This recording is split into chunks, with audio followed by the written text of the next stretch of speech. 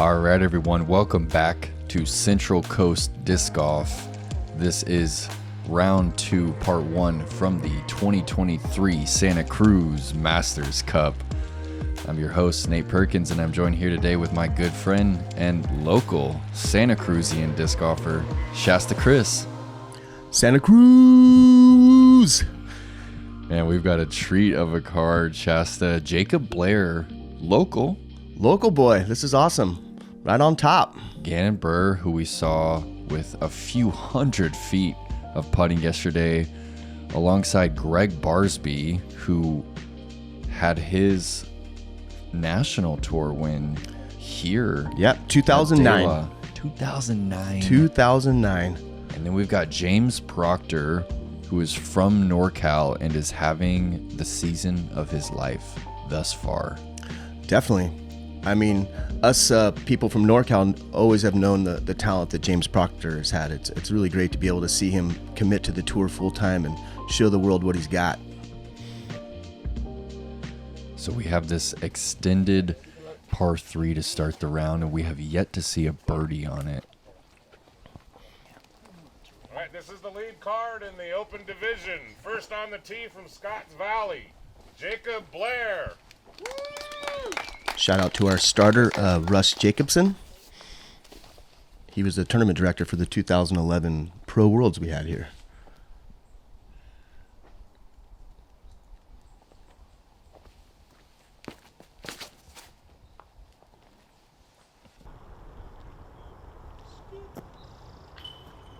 Yeah, good looking hyzer to start the round. We've got the Next up from Bushnell Iowa, distances, and we've also got the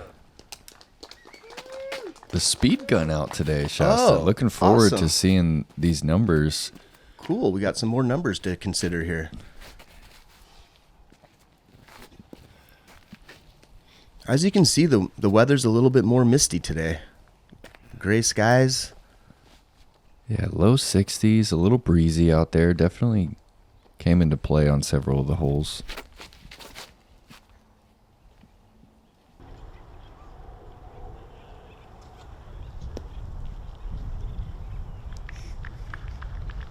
Greg Barsby. Yeah, what a treat this is. Yeah, Greg Barsby may not be a local to Santa Cruz, but we love him here in Santa Cruz, and he's got that local vibe. All right, there's 3 identical shots. Park, California, James Proctor. And James is currently the 16th ranked player in the world after a really great start to the season out on the Disc Golf Pro Tour. Attaboy. I know his dad, Bob, is very proud of him.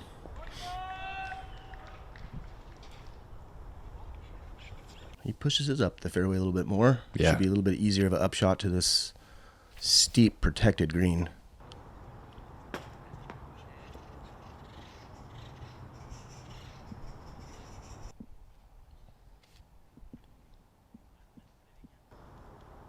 Have you played with Jacob much before? You know, I have not had the privilege of playing with him yet. He's fairly new to the scene, and me being a Santa Cruz, and I travel so much, I honestly don't get to play too much around here anymore, but I'm really looking forward to seeing his game. I know he's recently sponsored by AGL, which is another disc golf company that's from the area.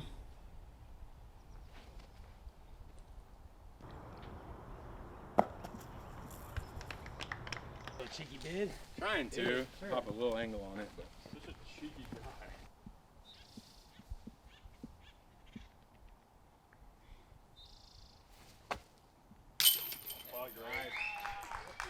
Barsby starting off with a little stepper in to save his par.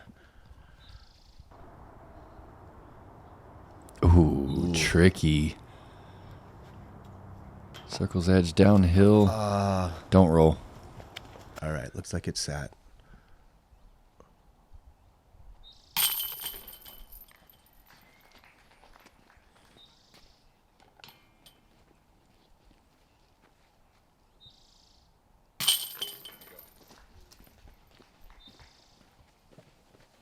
Will we see a birdie on hole 1 this weekend, Shasta?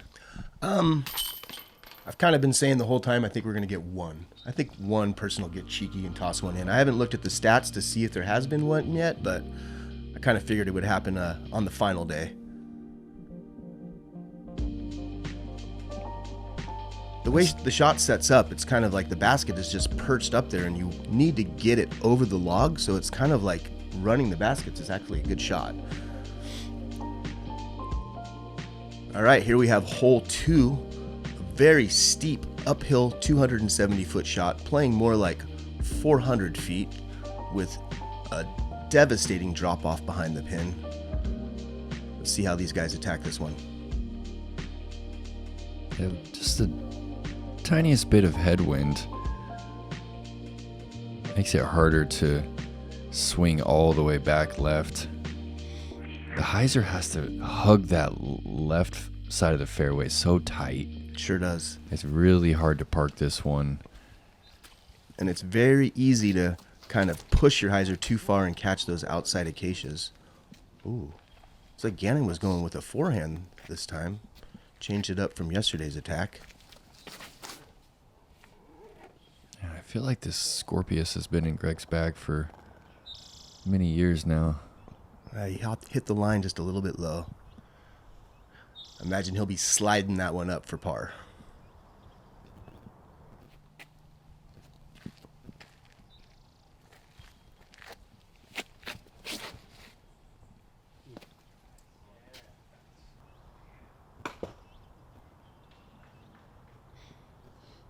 Sounds like he got caught up on the side of the hill there a little bit.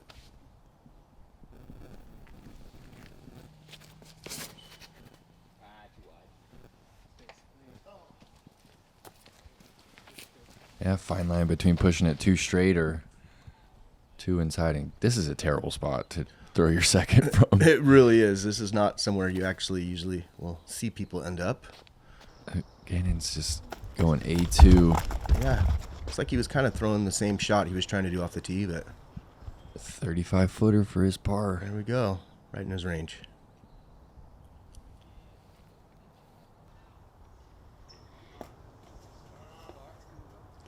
Oh. Hopefully that one sits down. Oh boy. And that's one of the reasons I love Daylaw. I mean, Greg just got the approval from Proctor Right. on a 50-foot little layup because everyone knows how difficult it is to like. It's funny. This is almost a shuffleboard hole on the upshots. Like, it's almost like a contest who can shuffle their disc closest to the pin and just get out of there. You pretty much got to get to circle's edge to consider running any kind of birdie putt here. And you have to love this right here, Shasta. You got Proctor just analyzing Gannon right there, and that is actually about as big of a miss as I've seen from Gannon all year. Whoa. Wow. Looks like he's kind of starting off a little uncomfortable here. Kind of might have some cold hands or something. Gannon did say, actually, anything under 70 degrees, and he brings a hand warmer with him. Wow. He might have actually just mentioned something about that hand warmer.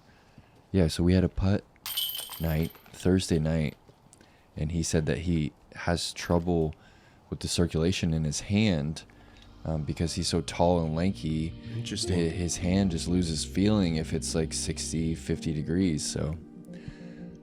Well, wonder if I that's hope coming he into play packs this a lot of morning. hand warmers, though, because I feel like almost every round this season has been in that below that temperature. And hole 3 is a combined hole this year. Playing from hole 3's pad past the original basket. Mandatory right there on the left. We're headed to 4's basket this year. Correct. You got to scramble off the tee, and then you've really got to scramble as you approach this pin. 2-meter rule is in effect. A lot of people are throwing high. Yeah, I was curious yesterday, and I actually range finded the mandatory tree, and it's 350 feet. So a lot of these guys are kind of trying to take the high route and get a hyzer. Oh, that's going to make this hole a lot harder.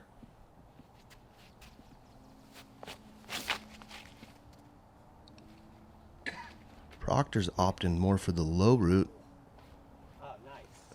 And pretty much parks the traditional 3-pin. You should have some kind of line towards the basket from there. He's committed fairway shot and also kind of parks that. Very similar basket. result.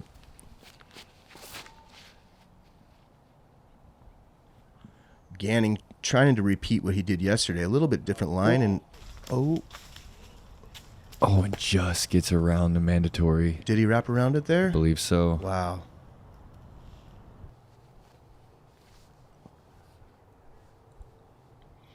Gregan, not an ideal spot here. I think he still has 250 to the Mando. Whoa. Well, he gets some progress.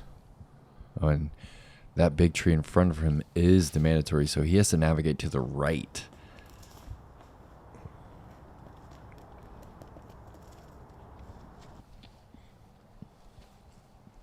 And he's going to be in a tricky spot to get up and down for his 4. Definitely. This Or 5, pardon me. is kind of the most crucial thing about this hole, is just trying to get at least halfway down the fairway to start. Or else you're just going to be scrambling to get to the scramble spot. That was crafty. That was very That crafty. was a beautiful shot. And talk about the difficulty of this shot here, Shasta. With that low ceiling, the oaks are extra thick this year.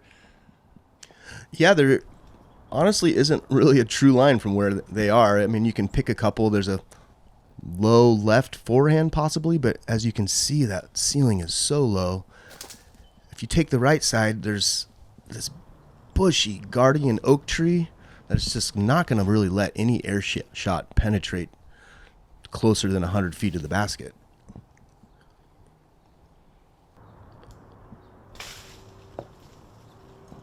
Well, there we go. Barsby was in a spot where he had some airspace and was able to take a hyzer over the canyon on the right. That's actually become a very viable shot in the last few years. We've had a significant tree fall down that really opened up that line. Proctor's going to have some kind of straddle out of there. Can get tricky. Yeah, you don't really want to go 20 feet long on this one because of that branch.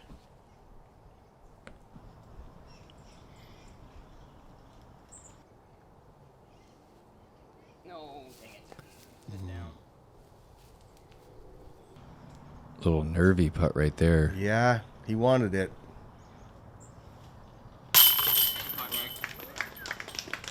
Wow, that's an excellent 5 right there after that tee. I don't really feel like he could have done much better.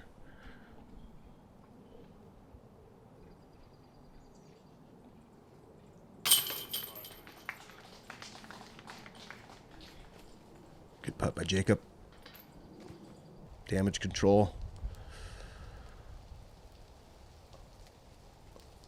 Oh, looks like we got the weather picking up and James throwing turbos. Things are getting wild out here.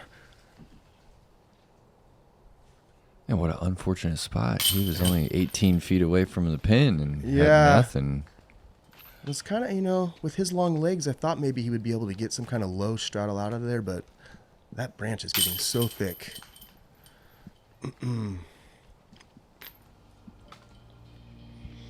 Showing its teeth early. Showing its teeth.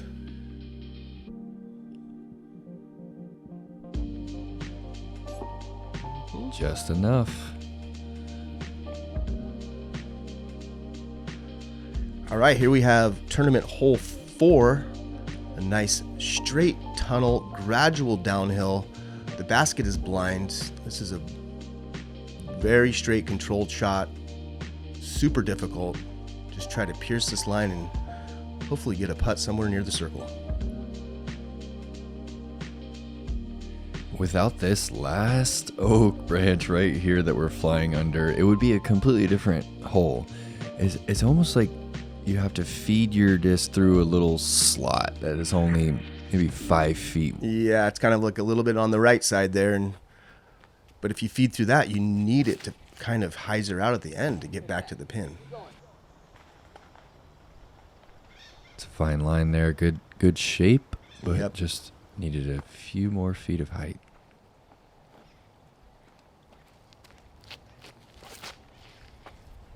Yeah, in all the years, honestly, I feel like this is the most difficult this hole's ever played because of that oak tree we were talking about. It really is just such a fine line to get past that.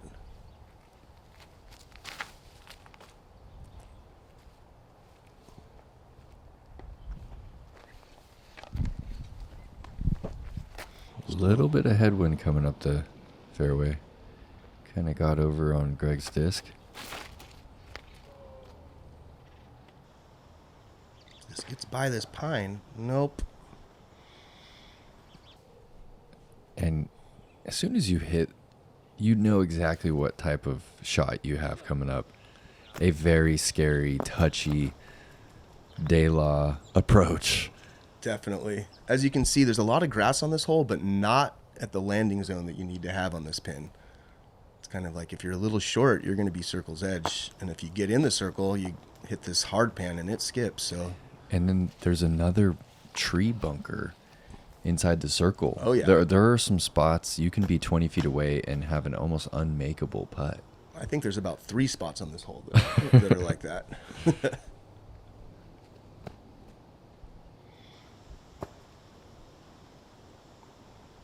And of course you have this one little guardian that just... It's the slowest Oh, roll. man. All right. You should have some kind of low ceiling putt there.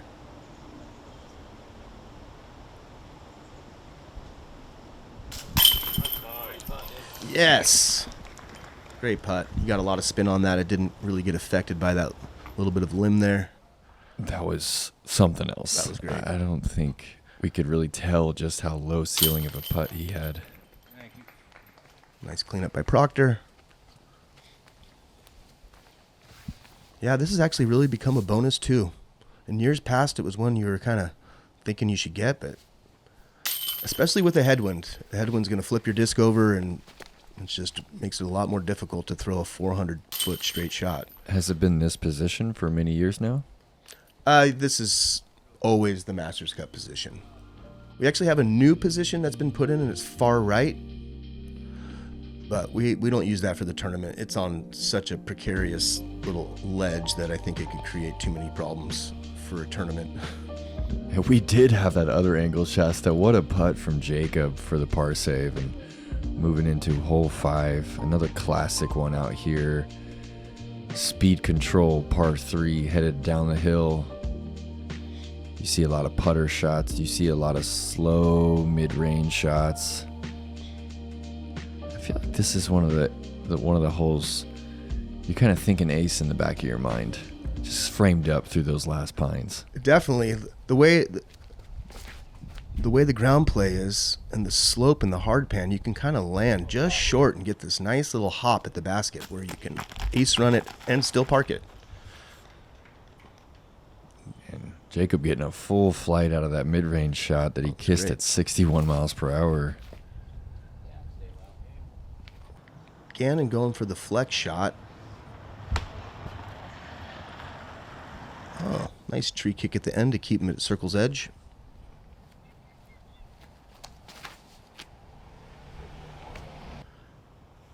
Greg needs some help here. Gets it. Hits that guardian cypress on the left.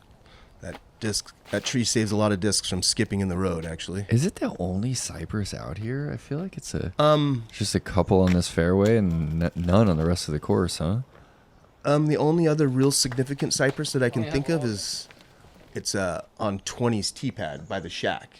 That creates that huge shade canopy. Oh, yeah, where everyone sits underneath. It doesn't really Yeah. come into play on the course, but it actually creates a really nice environment for people to hang out and relax in the shade. The sun really basically never hits there. You can see top of the world. It covers the tee pad of 20.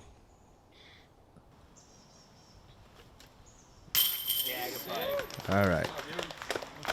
He's back. It's about time, Gannon. We've been waiting for that. It's like hopefully he's getting his hands warmed up and start playing the golf we're used to watching him play. Nice hit from Jacob.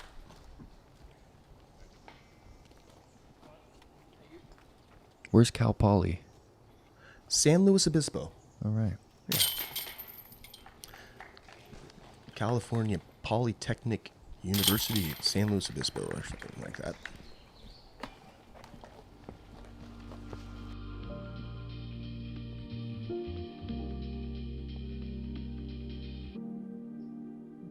Ooh, had to split him. Yeah. Kind of got a little bit extra snap and spin on that one. All right, here we go. Hole 6.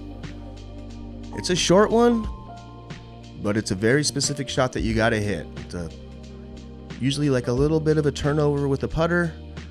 You can kind of just land anywhere right side of this pine tree that's leaning a little to the right, and usually the ground play will feed you right to the basket. Really trying to avoid this cliff side to the right on this one.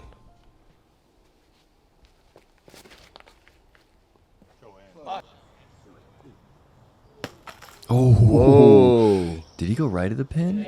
What a... Yeah, that was the... It looked like it was nearly... That was... nearly I in. couldn't tell. Yeah. It definitely was sniffing the chains flying by. Yeah, looks like he likes that ace run idea. Oh. Oh, stop. Oh. Yes. Okay. Oh, that can just go forever. That could go many different ways. This is I one mean, of it the almost holes- could have kicked off the tree and went in the basket. We really don't see bogeys on this hole until we see people roll down that hill. I've seen people actually rethrow.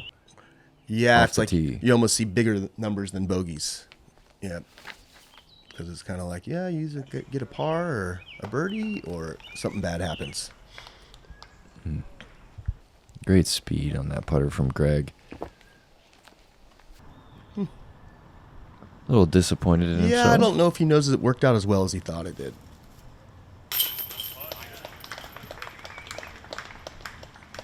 Great cleanup there by Jacob. It's a little bit more of a doozy of a putt than it looks like. That thing hits any basket, it's going to just feed and roll down that hill majority of the time. Well, and 3 quality putts from Jacob after a unfortunate miss on the third. Yeah, he's warming up.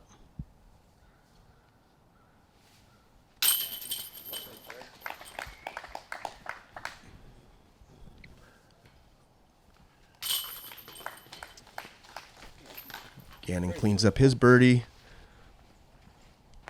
Proctor's going to do his for par. Gave that a really good bid considering the repercussions if he didn't hit any basket there.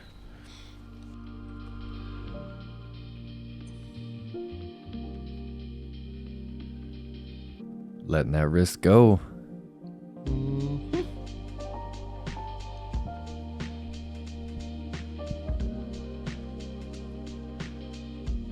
All right, hole 7, par 3, 366 dead straight. Really, fairway's just wide enough to be able to shape one at this distance. You can try and get tricky with a little forehand on the left side. And this oak just skirts out into the middle of the fairway, and Sure does. it really makes this hole twice as difficult having that branch. Yeah, I'm surprised that branch doesn't have a name. It's so notorious out here. Maybe it does for some people. Does this hole have a name? Not that I can think of. Yeah, it is one of the ones that you say 11 and Yeah, you everyone just kind of knows. say 11 in the long. And then, you know, De La has multiple positions on most ones. I think there's one almost as long as this to the left and then one short and left. But this is definitely the traditional Masters Cup pin. And that forehand looked great from Gannon. Just needed to miss that last one. Barsby's done this shot once or twice. Got it turned over just a little bit. Hit the line good, though. Yeah, so that was 2009 when Greg had the forehand roller ace and Yep. battled with Doss. The epic battle with Doss. There was actually 2 aces during that round.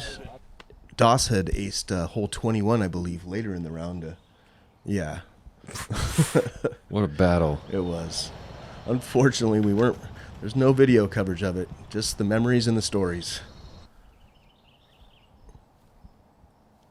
I would pay pretty some to see those aces in that battle. Me too. I was on the course somewhere else, nowhere near the lead card probably.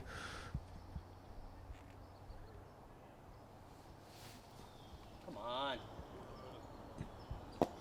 I was just actually talking to a couple buddies the other day that were one of the few people that saw the ace go in the basket. So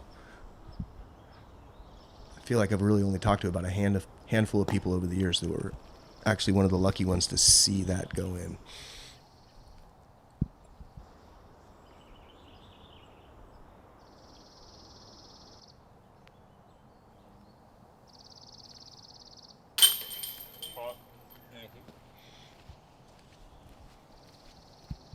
Great cleanup by Proctor.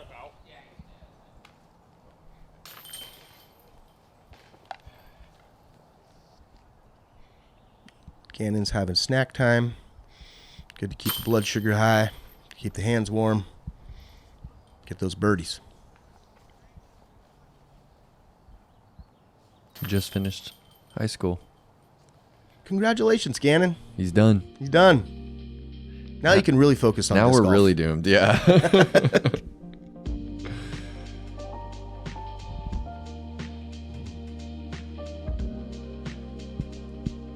Looked perfect at that point. It did look perfect. Just tad too understable. And hole 8 Shasta, this one's trickier than it appears.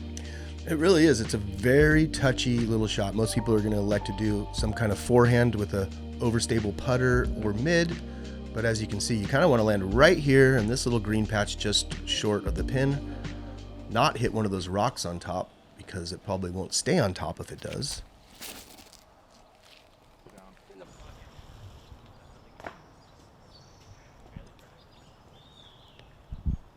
That's the difficulty right there. I mean, he hits right under the pin, Yep. skates forward.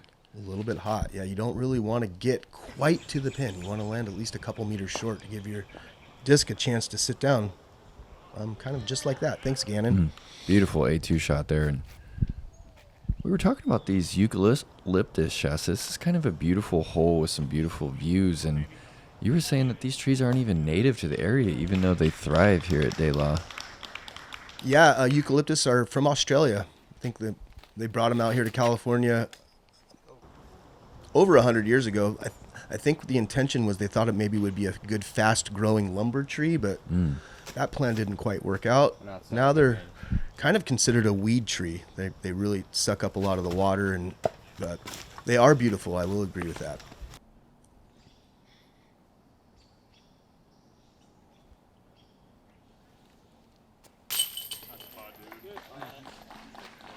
Great putt.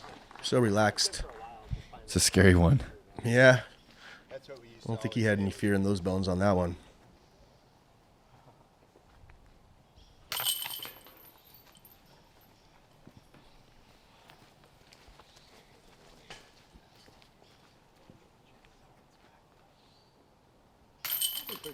Gannon tapping in his birdie again. Well executed on that one.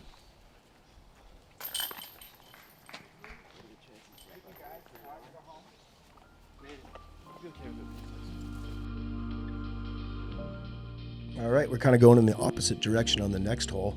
That one was 232-foot downhill par 3. After we watch this beautiful putt by Proctor. And then we move into tournament hole 9, which is a 555-foot par 3, affectionately known as I-5, because it kind of resembles our interstate highway, and it's also a very common score on this hole. I didn't realize that it was because it's a common score. That makes so much sense. This is also a hole we haven't seen birdied this weekend so far. Yeah, this is in my opinion, kind of a lifetime achievement award if you can get a 2 on this one. I've only had it happen once in my life. Oh, and Gannon getting this one up to speed. 71 miles per hour. Well, okay. He has a clear putt from there. Definitely within his range.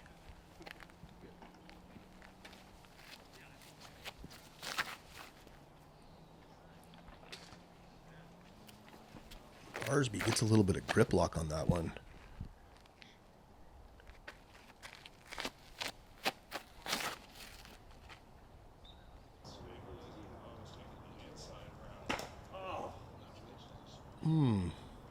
A little bit inside, but that sits down in a spot where he might have a nice forehand window, actually.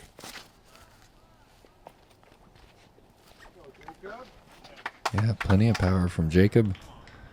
Swings the hyzer wide, and pretty good spot to throw your approach from down the hill. Yeah, that's awesome. He penetrated that mouth significantly. That's the goal. Oh, he's laying this Getting roller down creative late. here. Oh, wow. Be the one. That was Is that excellent. a putt? Yeah. Oh. That's the edge of the circle. It's about 40 feet. Yeah, it looks like he did get close enough to get this forehand gap.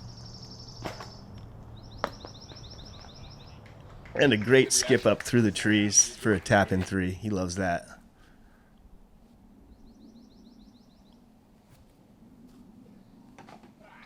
Man, Jacob was so much in the middle there that he just really didn't have a clear alley to the basket. Tried to kind of navigate these finger oaks and didn't quite get through. Oh, man, that's unfortunate. A little bit too much of a ceiling to see again and run that one.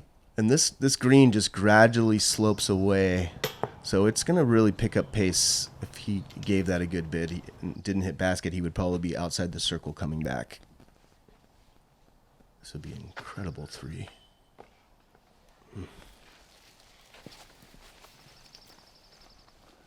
Still an unreal roller to give himself a chance. That would have probably been the first up and down from short of Lake Maple. I glad I didn't say it. I almost said that this is almost impossible. He's just basically trying to get in position for a 4 there, but Greg's a wizard.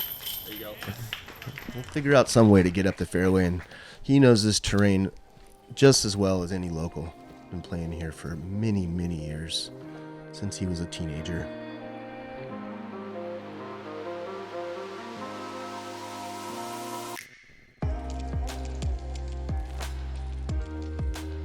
And Gannon, he was sure to let you know to lead without elbow, wasn't he, Shasta, in the form breakdown from round 1? Yeah, he is a student of the game. I'll probably send him a message next week and get some pointers from him. And taking a look at the scores from the front 9. If you guys are just looking at the numbers at home, you can now see why De La is playing extra tough this year. Yeah, definitely. It's a tough. Par is tough. Shooting anywhere under is actually really great on this layout. Thank you guys for joining us, and we will see you soon for part 2 from round 2.